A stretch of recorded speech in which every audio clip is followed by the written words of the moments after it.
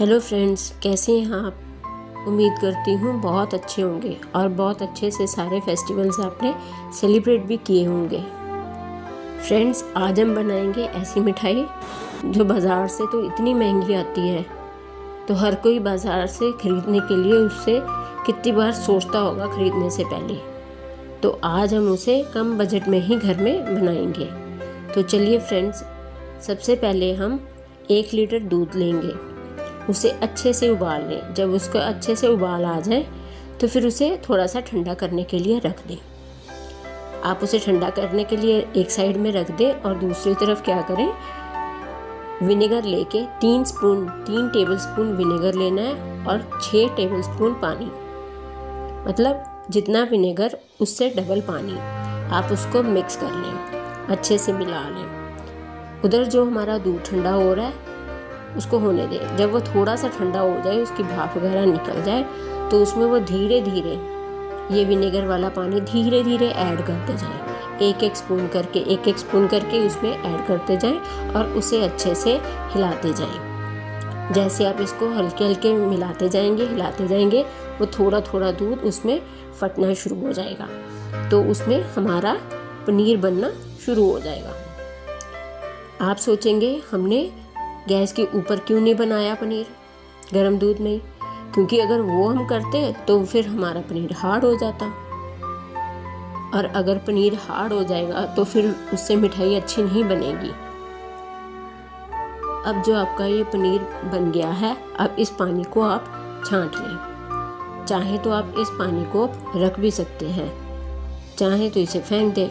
अगर इस पानी को रखें तो उससे कोई भी आप दोबारा अगर पनीर बनाएं घर में तो यही पानी यूज़ कर सकते हैं। उसके लिए दोबारा विनेगर की या नींबू की ऐसी चीज़ की खटास की कोई ज़रूरत नहीं है, तो यही पानी काफ़ी होगा दूसरी बार बनाने के लिए।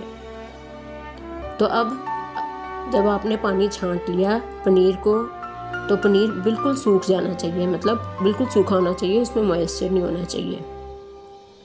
तो जब उसका पानी बिल्कुल छट जाए, बिल्कुल वो सूखा सूखा रह जाए, तो उसे आप क्या करें, एक परात में तोड़ के उसे चूरा चूरा करके हाथ से करके उसको फैला लें। उसे फैला के अच्छे से मसलना शुरू कर दें। फिर थोड़ा सा मसलने के बाद उसमें 1 टेबलस्पून कॉर्नफ्लावर और हल्का सा, बिल्कुल 1 पिंच से भी कम बेकिंग सोडा उसमें डाल लें और उसे अच्छे से मलते जाएं।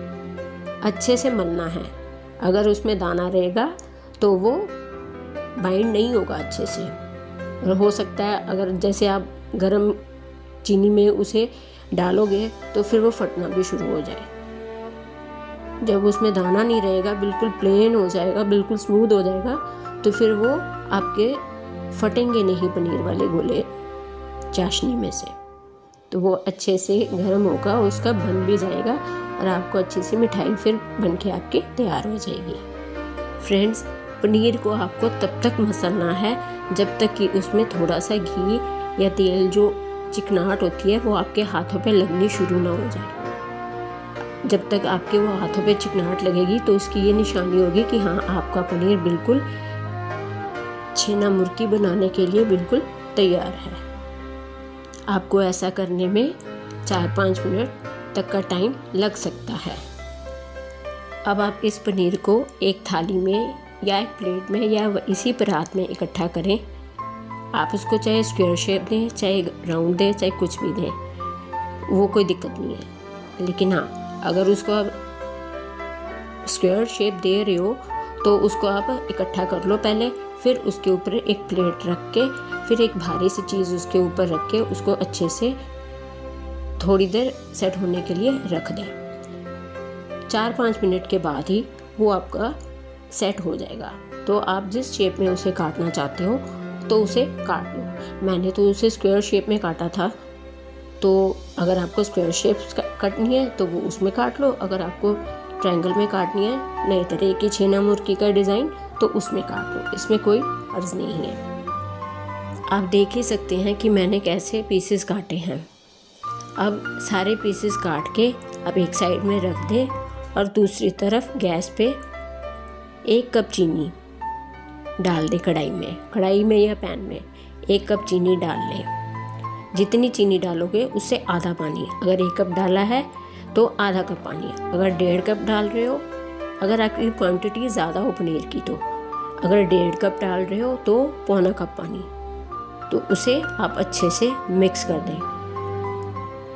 तब तक इसको मिक्स करते रहें जब तक ये मिक्स ना हो जाए और जब तक इसके ऊपर से अच्छे से बुलबुले बनने शुरू ना आ जाए, अच्छे से उबाल ना आ जाए। जब अच्छे से उसका उबाल आ जाए, बिल्कुल बुलबुले ऊपर हो जाए, तो फिर थोड़ी सी फ्लेम कम करके, लो पे करके वो पीसेस धीरे धीरे उसमें डालें। ध्यान से डालना, बहुत केयरफुली, क्योंकि ये चीनी है। अगर एक भी छींटा उड़ा हाथ में लगा तो हाथ जल जाएगा। So please be careful. उसमें एक एक करके सारे पीसेस उसमें डाल दें, लेकिन ध्यान से। जब सारे पीस आपके डल जाए, लेकिन उसे हिलाना नहीं है। फिर उसे क्या करें, मीडियम टू लो फ्लेम उस पर रख दें और उसे ढक के रख दें। 5-7 मिनट के लिए इसको अच्छे से उबलने दें। बीच में आपको तब तक इसमें बॉईल होने देना है जब तक कि ये पीसेस नीचे ना बैठ जाए, मतलब ये चाशनी में नीचे डूब ना जाए। आप थोड़ी सी चाशनी कड़छी में या स्पैचुला में या चम्मच में लेके उसे चेक भी कर सकते हैं कि ये पीसेस नीचे डूब रहे हैं या ऊपर ही अभी तैर रहे हैं। अगर वो फ्लोट करते रहेंगे तो मतलब अभी कच्चे हैं। अगर नीचे बीच में डूब गए तो समझो आपके छीना मुर्गी के पीसेस पक चुके हैं और आप उन्हें उसी वक्त एक बड़ी सी छन्नी में छान के ले सकते हैं। ताकि वो छन्नी इसलिए ताकि वो उसकी जो चाशनी एक्स्ट्रा होगी वो नीचे गिरती जाए और वो सूखी सूखी छीना मुर्गी रह जाए। आप जैसे ही इन पीसेस को निकालेंगे, छन्नी में रखेंगे और उसकी जो एक्स्ट्रा चाशनी छट जाएगी, तो फिर आप इसे किसी प्लेट में रख लें। प्लेट में आप डाल के आप जैसे भी चाहें इसे गार्निश कर सकते हैं। चाहे तो पिस्ता से, सैफरन की स्ट्रिंग से, या बादाम काजू से, या जो भी आपको ड्राई फ्रूट अच्छा लगे उससे आप इसे गार्निश कर सकते हैं। तो आप खा के देखना ये कितना सॉफ्ट और जूसी है।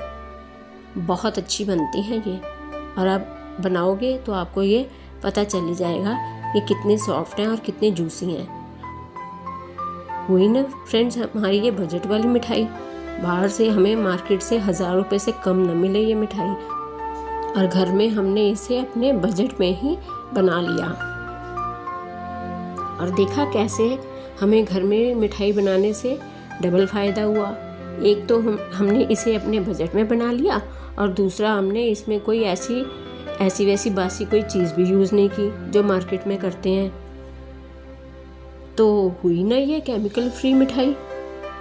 आप देख ही सकते हैं कि मैंने इसे कैसे गार्निश किया है। पहले थोड़े से बादाम चॉप करके इस पे डाल लिए, फिर सैफरन की थोड़ी सी कलियां इसमें डाल दी और डेकोरेट कर दिया।